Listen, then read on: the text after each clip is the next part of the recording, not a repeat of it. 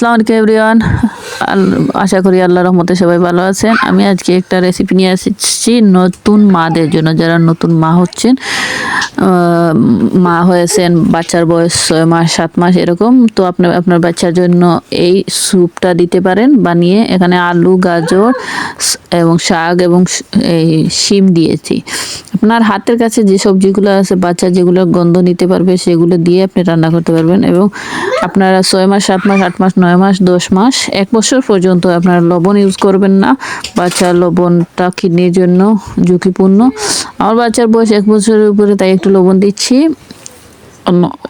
ও এখন খাবারের টেস্ট বুঝতে তাই। আর আপনি দিতে পারেন সাথে মাছ এবং দিতে পারেন চিকেন। এই যে ফাইনাল লুক, এটা ব্লেন্ড করে নেওয়ার পর এরকম হয়েছে।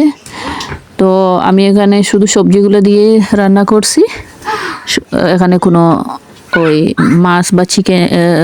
মাছ বা মাংস দিইনি, কারণ ওই চিকেন আর কি, যেটা রেড মিট না, এগুলো বাচ্চাদের জন্য ঠিক না। শুধু আপনি চিকেন এবং ওই মাছ দিতে পারেন।